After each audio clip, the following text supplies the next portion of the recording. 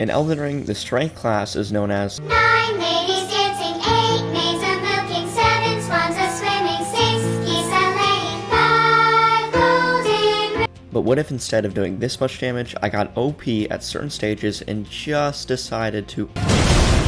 So in this video, I'll be taking 6 major areas of Elden Ring and finding the most powerful strength weapons for each area. These areas are pre-Godric, where only Limgrave is available, post-Godric defeat, unlocking Liurnia for our second area, after that is Caelid, next I move on to the Royal Capital in Volcano Manor via Dectus Medallion, then post-Morgott victory I unlock access to Mountaintops of the Giants in Farum Azula.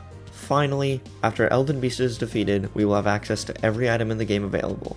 Now let's talk about a few rules. In each stage, I have to find the best version of at least 2 weapon subcategories. Basically, if I'm already running with a colossal weapon, I have to find the most powerful axe, hammer, or any other subcategory.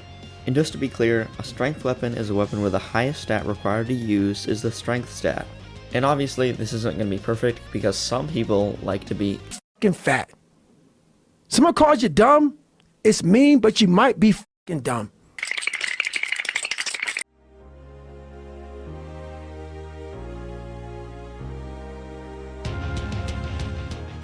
Next, we had to name and create a character that represented the whole run.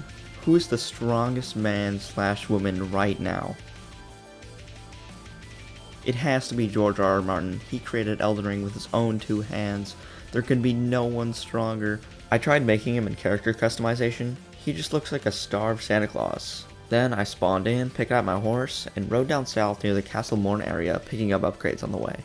As I was heading down, I found a carriage with a great axe inside. This required a whopping 30 strength to use. I definitely need to level up. So I kept going down south, and I met a girl who asked me to deliver a letter to her father. Well, thankfully, she'll never see anything. He dropped the Banished Knight's Halberd, which already had a +8 boost on it when I picked it up. This is insanely strong for starting an early game. Although it required 12 dex, so I had to get a bit more levels. I decided on killing the Bloody Finger outside of Murkwater Cave, and even Bloody Finger Hunter Yura helped me. This is friendship. And I went and talked to him after. He has probably some of the best voice lines and voice in the entire game. Tarnished, held in thrall by cessblood. Zealots, who stalk their own. You stay the path. You are certain to face more of them. Don't let your emotions stay your blade. This is definitely my favorite NPC. And with that, I could finally use the spear. Check out the fashion as well. And it may look good, but I need something better for this next boss. Something more tanky. So I met Bernal at Warmaster's shack. He has some pretty good armor on. I wonder if I could just... Ah yes, that feels better. But now I would have to deal with being F***ing fat. And when you're fat, there's usually 3 options. 1, you could starve yourself. 1, you could upgrade endurance to increase equip load. 2, you could take off pieces of the armor to be less heavy. Or 3, you take the red pill and embrace it. And obviously, I'm taking the 3rd option. If I wore the whole armor set, I would pretty much be invincible in Limgrave. And using that, I went down into the Weeping Peninsula and challenged the Deathbird and Knight's Cavalry. The Knight's Cavalry down here isn't too tough since he has a shorter range weapon compared to the one in Caelid with the giant halberd. And you don't even have to fight the whole fight. Halfway through you can kill his horse and he falls off and you can get a deadly that's a lot of damage! Half his health. Next up is the bird. You can easily kill this guy by just staying behind him on your horse, or you can just get right in the middle of it where he can just hit past you without hitting you. Both of these guys had 2 different weapons. First was the Knight's Cavalry, which dropped the Knight Rider Flail, and from the bird I got the Sacrificial Axe, which I could pair from the normal axe I got from starting the game. Next, I went around killing bosses for runes and getting upgrade materials for my new weapons. I'm not sure if this was in a new patch, but the last time I fought the Grave Warden Duelist he dropped his hammers to me, but he did drop a cool summon this time, so it's okay. And after that, I upgraded strength and I could finally use the 30 strength axe, but I had to 2-hand it. And unlike the 2 smaller axes I already have, when this thing hits, it hits hard. And I'm not even talking about damage. The 2 smaller axes would bounce off the enemy or barely stun it at all, but this giant axe just completely stuns him. Although this isn't the only great axe out there. In Morn Tunnel, you can fight Scaly Misbegotten who drops the Rusted Anchor. This is another great axe, and when I wield both at the same time, I'm Fucking fat. but in Elden Ring terms, overloaded. So for now, I can only use one great axe at a time. But I wanted to get the best of both axe worlds. One would be the Rusted Anchor pirate build and the normal axe build. So I upgraded both of them. I even picked up the Sacred Blade Ash of War, which made my weapon golden and it increased damage by even double.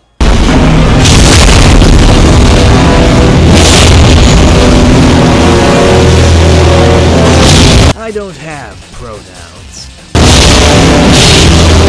The Grafted Blade Greatsword, which I definitely can't use. Then I explored the High Road Cave. I'm not going to go too in depth here, but it's probably the best cave in Limgrave to explore.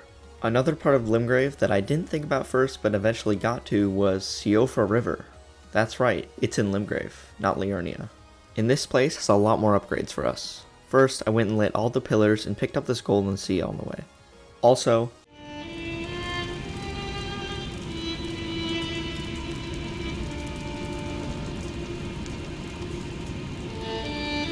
then, after lighting all the pillars, you could finally challenge the deer.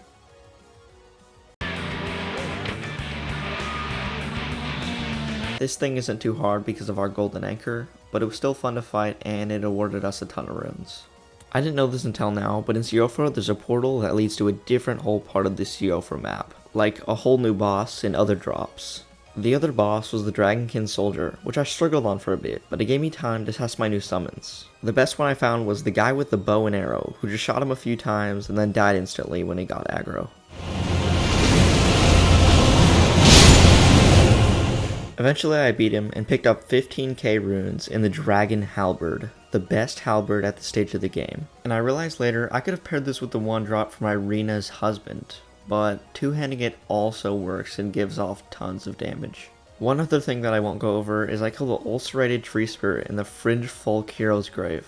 This gave a bit of runes, a golden seed, and a really good summon. And to finish this stage up, I had to make it through 99% of Stormveil. And a good way to test my new Ice Halberd weapon is to fight the Gatekeeper of Stormveil, Margit.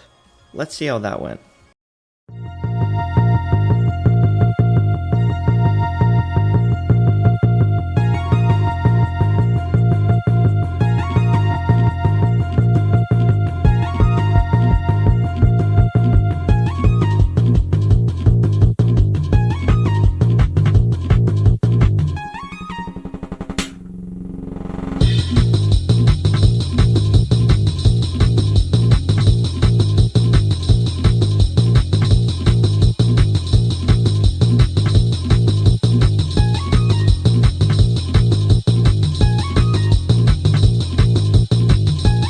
Damn, I didn't even get a chance to use my other weapons. Entering Stormveil, there's only a few upgrades here compared to the entirety of Limgrave. First, I chose the side path with Ghostalk and arrived at this dark room. Ghostalk thought it would be funny to lock me in here with this knight, but to be honest, it was this knight locked in here with me. Next, I picked up the Claw Talisman at the top of this tower, which further increased our jump attack damage by 15%. Then I went and picked up the Brick Hammer. I found this to be as good as the Rusted Anchor or Great Axe that we picked up earlier. And with that, stage 1 was complete. In this stage, there were so many powerful armors, weapons, and talismans that we can take advantage of. Our main weapons for the stage were definitely the Dragon Halberd and the Banished Knight's Halberd. These two carried us through the hard times, through Stormveil, through Margit. These are amazing. During our time in Limgrave, we found 3 other side weapons. One was the Rusted Anchor, 2 was the Great Axe, and the other was the Brick Hammer. For armor, I used the Beast Champion set. Not much to say here, but it's just thick. For my talismans, I used Green Turtle, Axe Talisman, Claw Talisman, and the Golden Needle thing. What? Although since we have only 2 talisman slots, I would switch between using 1 damage talisman and 1 survival-y talisman. An honorable mention could be the Golden Halberd, but I feel like the weight and the requirement for strength is just too much compared to the 2 smaller ones that do almost the same damage. Now it's time for stage 2. This means we have access to all the entirety of Liurnia. But first we had to get through Godric, so I put on my secondary weapons and started swinging. Yeah, the damage is good, but what's the max damage I could pull out with the weapons from Limgrave? To get there, I combined both of my halberds, did the Ashes of War on both of them, and hit Godric. Safe to say, he died around the same time as Margit. Finally heading into Liurnia, I entered the Raylucarian Crystal Cave. I wanted to get a bunch of smithing stones for any future weapons I pick up. This included defeating the Crystallians, which were pretty easy. And you're asking, why aren't you using Godric's axe? 'Cause it sucks? Anyway, I ran up to EG to upgrade my halberds a little bit. Eventually, I ran down to the Road's End Catacombs. In here, I picked up the Watchdog Staff. I can't really use it yet, but I can use it when my strength is higher. Next, I met my friend Bloodyfinger Yura again near Raylucaria. When he needs me most, do I answer the call? Yes. I helped him defeat this Bloodyfinger he was fighting. The Bloodyfinger dropped what I call the Flying Fish Ash of War. You drop down and you fly up and hit with a jumping attack. After that last battle, Yura didn't look too good. I think Bloodyfinger's ours cocaine. Let's just hope he doesn't overdose.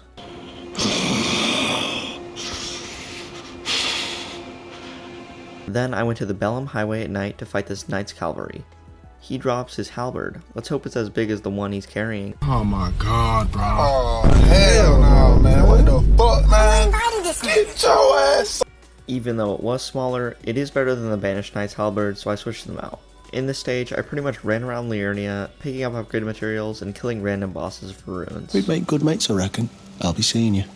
One thing I will say is if I'm fighting these mini bosses and they're dropping 3.5k runes and I need 20k to level up, why would I fight them? You're broke. You're fucking poor. But I fought them anyway, and with the runes I got, I upgraded strength and upgraded both my halberds to plus 12 and plus 5. I just need more strength. But some weapons don't need strength. I hate to say this, but I missed the best weapon in Limgrave. What? No, dude! To find weapons for the strength challenge, I would usually look at the Fextra Life map, but this weapon isn't even on the map. If you go down to the southwest area of Weeping Peninsula, you can find this merchant who sells the Zwilhander. And merchant sells don't show up on the weapons category of map. And even though we're past the Limgrave stage, this weapon is still one of the best ones I have. And supporting it, I upgraded it to plus 7. Then I trotted over to the Black Knife Catacombs and stood there not knowing what to do for an hour. Eventually, I realized you can ride the blades up to another part of the area and fight the actual Black Knife. He died pretty fast due to our over-leveled halberds, and I moved on to the tree guy. I'm pretty sure the boss was the one that was under-leveled because that damage is ridiculous. I came to these catacombs to get more runes, but I left with half as many as I started with. Then I entered Raylucaria and went over to kill Puss in Boots. Anyone seen that new movie though? Cause it's a banger. And since Elden Ring lives rent-free in my head, I originally thought Death was actually Malekith. Like, it adds up. Or just maybe not, I don't care. Anyway, after killing Puss, I got a bunch of runes and upgraded strength so I could use the Watchdog Staff. I think this is the second best colossal weapon we have after the Zwilhander. And the Ash of War on this thing looks magic, but it doesn't scale with magic at all. I could be wrong about that because the Ash of War actually sucks, but it's good for stunning enemies and getting a big hit off with this giant hammer, and it's super fun to throw around. And even though we just got this, I wanted to switch it out to make Renala fly. How, you ask? I'll show you. Step 1. Get a big sword like the Zwilhander. Step 2. Put the giant hunt skill on that big sword. Step 2.5. Ah, my toes. And step 3.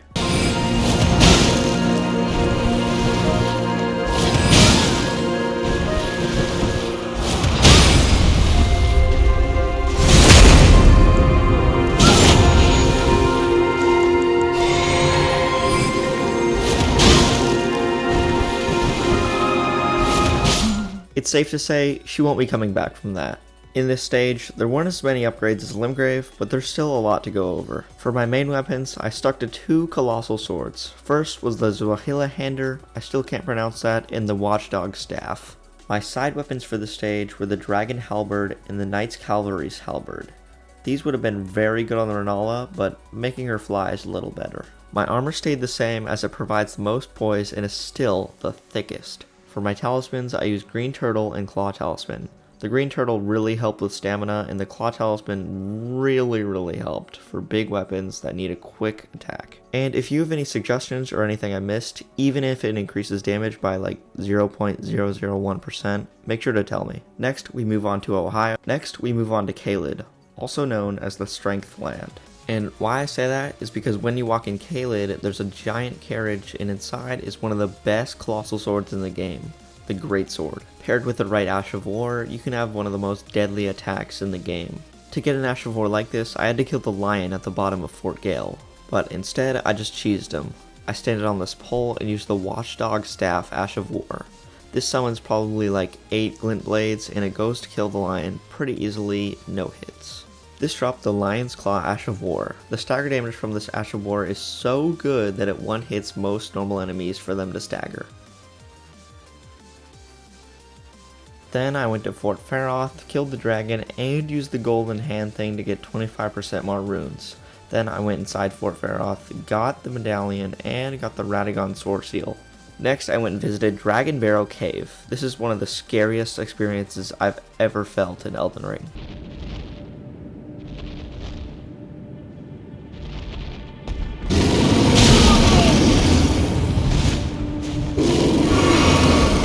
Look, I don't know what sixth sense he used to find me. Maybe he was smelling me. What do I smell like?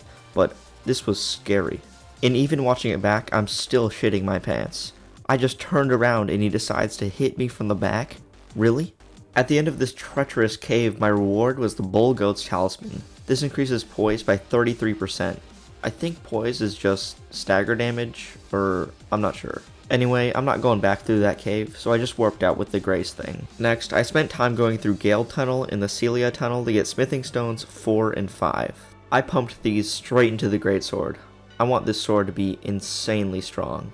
Oh, and I found Alexander in the Gale Tunnel. He's still looking for the Redmane Castle.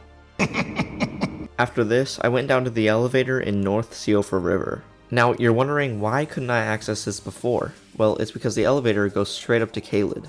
Then, if you go right of the elevator, jump over the ticking time bombs, kill the archer that is farthest away, and go over the big pot, he tells you to fight 3 of his champions. Now, even with a plus 15 greatsword, I still couldn't defeat these guys. They were pretty much 3 maxed out mimic tiers. But I didn't even have to. To the left side of the pot, there's a ledge where you can stand, and apparently they'll fall off. And yes, this ledge works, but when I tell you I backstepped off this ledge 3 times, I am not kidding. This backstep not only fooled me once, but twice, and on the 3rd time, man, I'm gonna break my monitor, I swear! I did eventually get the talisman, but it didn't really help since I couldn't make it out of medium load. This is because I didn't want to take off my armor because I look stylish and my poise is super high with it on. Next, I went and killed Tweedledee and Tweedledoo at Redmane Castle. For this boss, I used a summon because we need a 2v2. Even though he's not upgraded, I tried Banished Knight Oleg, and he's pretty good. We defeated the Misbegotten Warrior pretty fast, but the Crucible Knight came in and Oleg died. Now it was just me and Metal Man.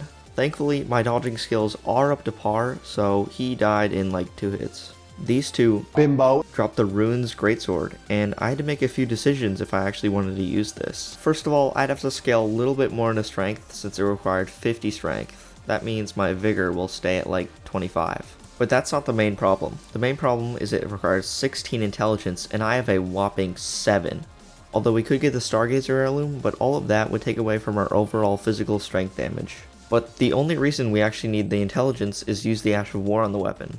According to the wiki, you don't actually need intelligence to use the weapon. The only thing that will be affected is you can't use the Ash of War, and the stamina cost for each hit will be higher. Basically what I'm saying is, we can pair this with the Greatsword, but now I'm Fucking fat. Okay, now time to go challenge Radahn. Just go up here and oh, the stars aren't aligned. Believe it or not, there's actually more than one way to get the stars aligned. Normally, people would just go sit at the Grace at Altus Plateau, but we can't do that because we're on this run. You can actually get the stars to align by doing Ronnie's questline. First, you talk to her, then she falls asleep, then you go talk to Blyde in the Seofor River. Blyde tells you to talk to Solvis, and Solvis tells you to go talk to Selen. Selen tells you about Radahn and his festival, and Selen somehow makes the stars align. Not sure how, but I'm not asking. And I jumped right in. And you think I'm fighting Radahn alone? No, I'm summoning all the boys to help. I even put rot grease on my sword for a chance to proc Scarlet Rot. And before this, I didn't know that Radahn could get staggered, but now I know. He was hunched over like he was out of breath. Breathe air! And even after getting the purple magic and coming down from the sky, me and the boys jumped him and we got 70k runes in his great rune. Radahn down. You don't need a vape! In this stage, there were some big changes in our damage. first was the greatsword, and I praise the devs for making this so easily to get. For our side weapons, I used the Runes greatsword and the Watchdog staff. The reason I kept the Watchdog staff is because the Ash of War is so good, and the Runes greatsword could have been used, but soloing the normal greatsword is a lot better for damage. You may think our armor has stayed the same as the Beast Champion set, but no. After defeating Radahn, you can pick up his armor as the Radahn set. This armor has a little bit higher stats. After getting Renala's Great Rune, you can talk to the Finger at Round Table Hold to get a third talisman slot. So for my talismans, specifically for the Radahn fight, I use Green Turtle, Claw Talisman, and Erdtree's Favor +1. And if you're asking, why don't you use Radagon Sword Shield to get 5 points in each main stat, it's because I don't really need them, and taking 20% more damage is not that good. Now, there's actually 2 ways to get to Aldous Plateau. One, you can take the lift, but that's pretty boring and stupid. Other way, you could play Chutes and Ladders up the Runestraw Persephone. I've already been through here to collect smithing stones, but it leads you out to a good part of Altus. And what I mean by that is because it has quick access to the Sage's Cave. This cave has so many illusory walls, I probably opened 4 out of like 50. And behind one of these walls is the Raptor's Black Feathers. This increases jump attack damage by 10%. I don't think it can pair with the Claw Talisman, but it's definitely a lighter option for a chest piece if I'm fully overloaded. Next, I picked up the Troll's Golden Sword. I've seen so many hate comments about this weapon. It's mainly comparing it to the normal greatsword, but you can't really compete with LeBron. Afterward, I went and collected most of the graces around the map. Then I went to Altus Tunnel to collect more smithing stones as you do, and I ran into the Crystallian duo who dropped Smithing Bell Bearing 2. I summoned my boy Oleg to make it a 2v2, and we took them down. And a lot of people say that summoning is bad or whatever, but the best parts of this game are with someone else, even if they're mute. Turn on your mic, man. Fui corriendo a comer asao y a chupar culo como condenado, y me topo a mi vecina culiar repuso. After this, I did more farming around both of the other tunnels, the Sealed Tunnel and the Old Altus Tunnel. After picking up a bunch of smithing stones inside those tunnels, I went and challenged the Falling Star Beast to the right of the outskirts wall area. Defeating this guy gave me a bunch more runes and smithing stones. With these smithing stones, I leveled up the Golden Troll's Greatsword and paired it with my normal Greatsword. I'm not sure if this exactly increases my damage, but more big sword, more big damage. Next, I picked up the Winged Crystal Tear. This increases equip load by 4.5 times, and that'll definitely help later when you're wearing fat armor with a fat weapon. And after Radahn was defeated, Nokron opened. In Nokron, I picked up the Finger Slayer Blade to give to Ranni to progress her questline. And remember, the only reason I'm actually doing her questline is to get the Stargazer heirloom atop Renala's tower thing. Oh yeah, and in Nokron, the deer wanted round 2. Let's see how that went. After I gave the Finger Slayer Blade to Ranni, she gave me a 5-minute timer to flip a library upside down. I did, and I went to the top of the Divine Tower to pick up the Stargazer heirloom. Then I went and challenged yet another Falling Star Beast, and I got my ass whooped. Even with 2 +15 +17 weapons, his health bar still stayed strong. I found that riding around my horse and then finding a way to attack him, beat him, and I finally got a ton of smithing stones and levels. And he actually drops a weapon, a very good weapon, the Falling Star Beast Jaw. Another item added to my list, and it scales with intelligence, which we're already doing. Afterwards, I made my way down to Volcano Manor to talk to Tanith. I also talked to Patches, and he told me he had a request he wanted me to do. I had to kill Greathorn Tragoth exactly where I fought Magma Worm Makar with him. I haven't fought many Bloody Fingers, but this is probably the hardest one I've ever faced. Not only is his health really high, but he does a ton of damage with his massive hammer. It took me about 4 tries, but dodging with the Winged Crystal Tear is faster than actual running. This allowed me to dodge back super far, charge up an Ash of War, and just keep hitting him. Taking him down brought me his armor, and with that, I had his hammer and his armor. I could just be him.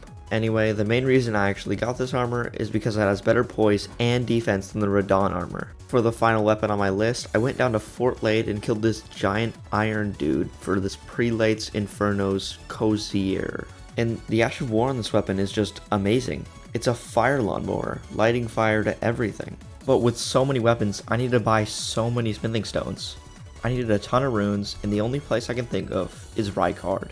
And if you're wondering what happened to Wrinkly Balloon,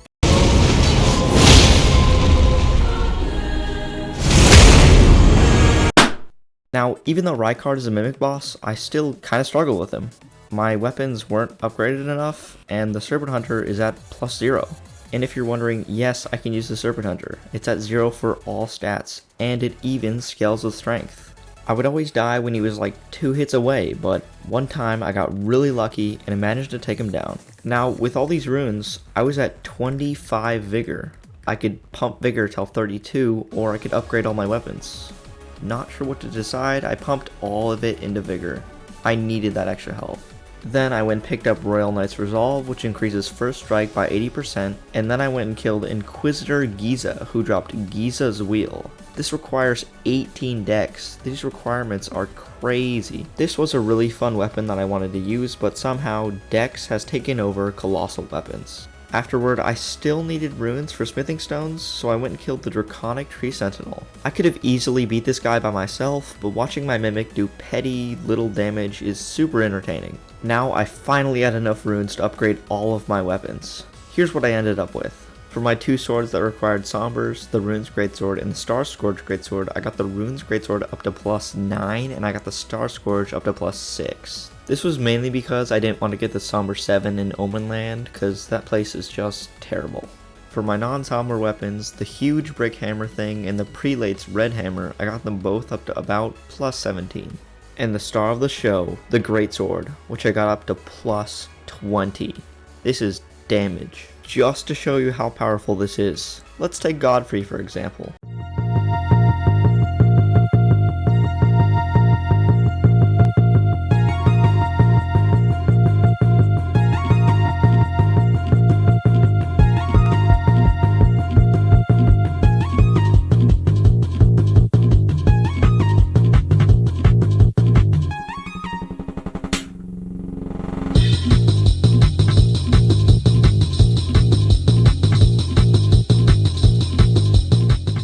30 seconds. That's all it took, 30 seconds. And if you're watching here, you can only see that I'm using one weapon. But why? Why this one very good weapon?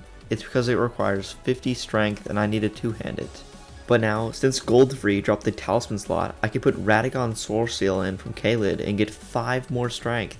I could also pump the runes he gave me to get 5 more strength. So now, in total, I was rocking 50 strength, wielding the Greatsword and the Runes Greatsword. And even though wielding both of these made me overloaded, I still trotted up to the gate to Morgoth. This stage was probably our biggest for weapons and armor. First was the full Bull Goat set. This is the highest poise set and just amazing. With so many weapons, which ones can be main? Well, obviously the Greatsword, the Runes Greatsword, and I'm gonna put the Golden Greatsword. Even though it might not be as good as the others, it still packs a punch. For my side weapons, I'm going to put the Giant Crusher, Prelate's Hammer, and Radagon's Swords. The main reason I couldn't use some of these is because the smithing stones just ran out. Right at the end there, my talismans were the Green Turtle, Radagon's Soul Seal, Star Scourge Heirloom, and the Stargazer Heirloom. And you think I forgot Blackbird Feathers, the greatest chess piece ever.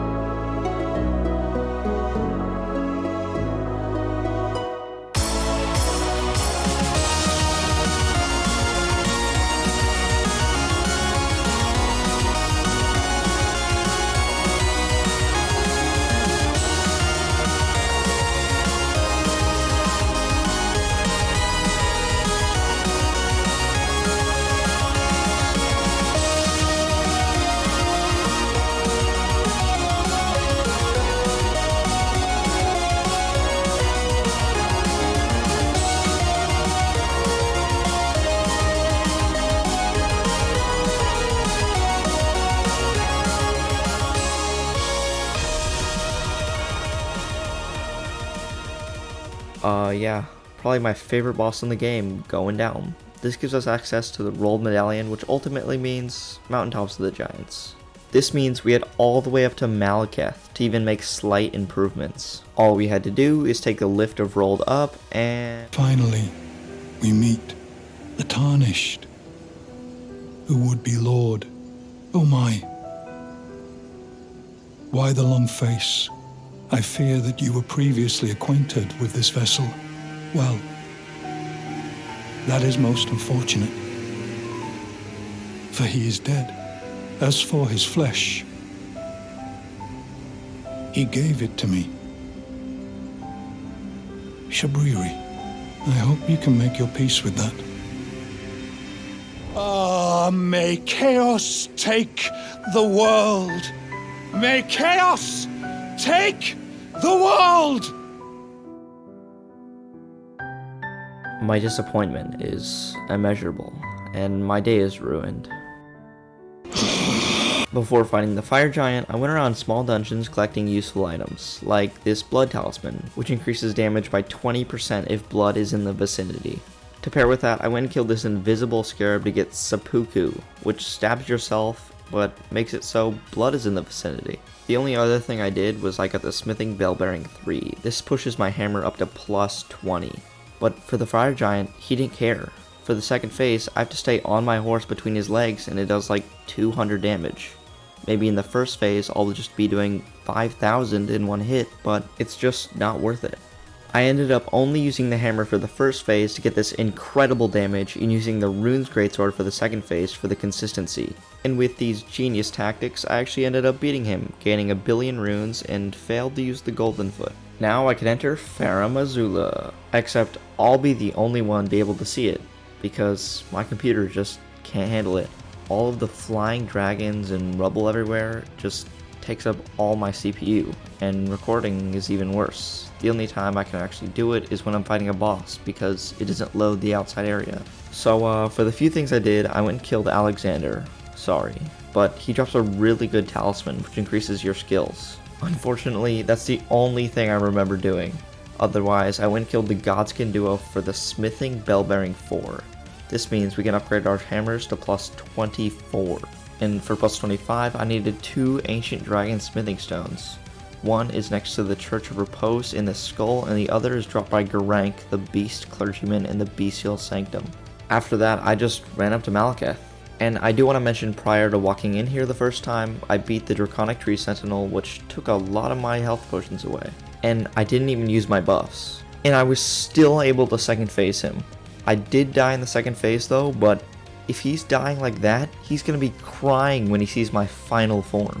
In final form, I delivered. With all my buffs and heals, he was getting bonked.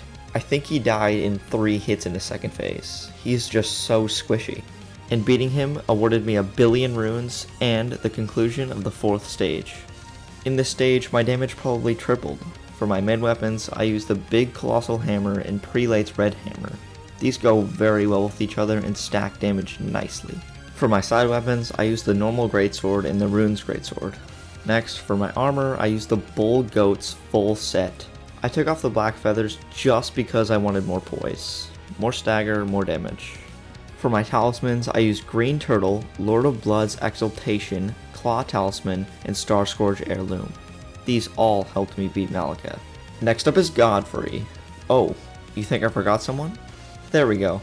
Anyway, Godfrey is like a child with and without sugar. First, you get the without. He's running around, stomping everywhere, wishing he had some. In the second phase, you give him some, and he starts yelling, bouncing off the walls, trying to grab you. But with my 2 big hammers, I beat that baby's ass.